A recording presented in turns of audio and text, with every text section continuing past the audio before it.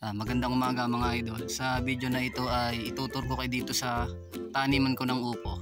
Namumunga na sila. Sa November 7, 2 months na sila after transplanting. Ayan mga idol. Ayan yung bunga ng upo. Mayumi F1 variety pala yan. Mahaba na sila. Bali pala mga idol, nakatatlong harvest na kami dyan. Yung unang harvest ko 10 piraso. And then yung pangalawang harvest 7 piraso. Yung pangatlong harvest 5 piraso naman. Nakakarami na. Ayan mga idol, ito yung plastic niyan. Hindi na kami nag-i-spray, plastic na lang para hindi masundot ng fruit fly.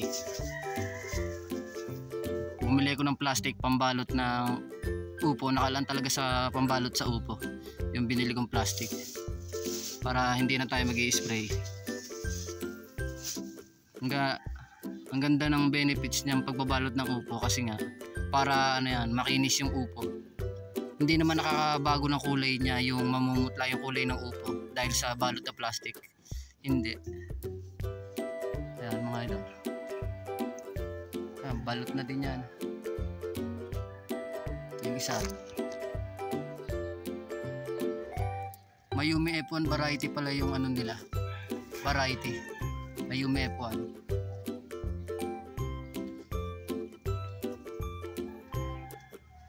Puntahan natin yung may mga bunga. Ayan, ito pa.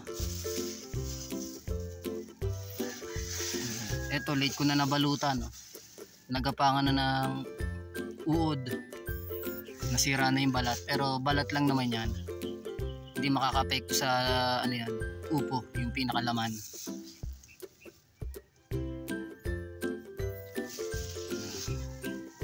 Maraming bunga upo mga idol. Mabunga tong gantong variety, Mayumi F1.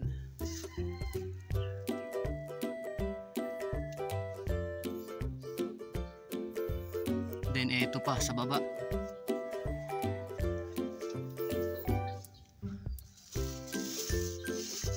Ayan.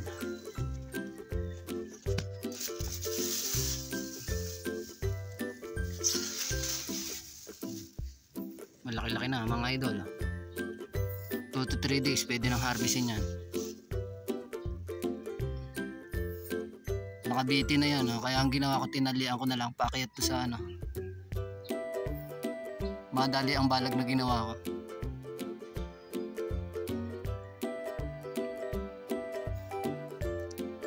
Tapos eto pa mga idol, ang dami pang maliliit na upo. Ang daming bunga ngayon ng upo. Ayan. Ganto karami mamunga yung variety na to. Mayumi F1. Every week pala mga idol, nag-aabono ko dyan. Urea tsaka complete. 2:1 yung ratio na ginagawa kong pag-aabono dyan. Dalawang latang urea tsaka isang latang complete. Yung lata ng sardinas lang yun mga idol. Ganang kalaki. 2:1.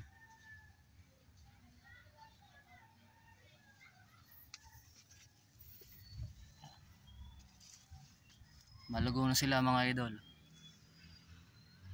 Yung balag pala na yan mga idol, mabilis ang gawa lang yan. Kasi naging busy ako nung tinatanim ko nung mga nakaraang buwan. Kaya madalian na lang yung balag na ginawa ko. Kasi nga mabilis silang lumaki.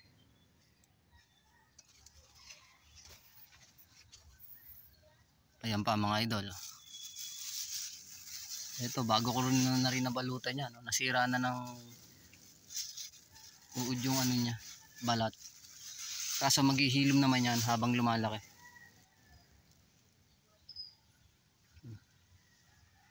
Ayan pa, basta yung may mga balot.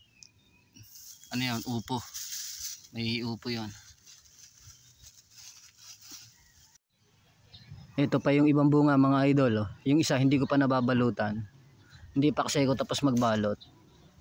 May mga nakatago na dyan bunga. And then meron ding maliliit na maliliit pa talaga. Ayan. Sobrang liliit pa nila. Pero mahaba siya yung pagkabunga niya. Sa ganyan mga idol, hindi pa ako talaga nagbabalot ng upo pagka ganyan palang kaliliit. Kasi may chance na hindi sila tumuloy or mabulok. Ayan pa mga idol, oh, mga tago din yan. 2 upo yung binalutan ko dyan. Mga 1 dangkal na yung laki nila parehas.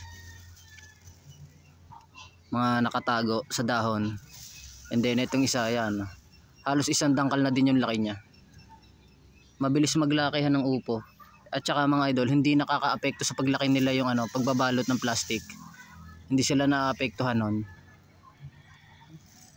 Kaya gusto kong balutan para siguradong quality yung maibebenta kong bunga o yung mahaharvest kong upo. Ayan mga idol, may maliliit pa talaga. Kaya ang gagawin ko, twice a week mag-a-apply ako ng abono dyan. Kasi marami yung bunga eh. Para supplyan lahat ng fertilizer yung mga bunga.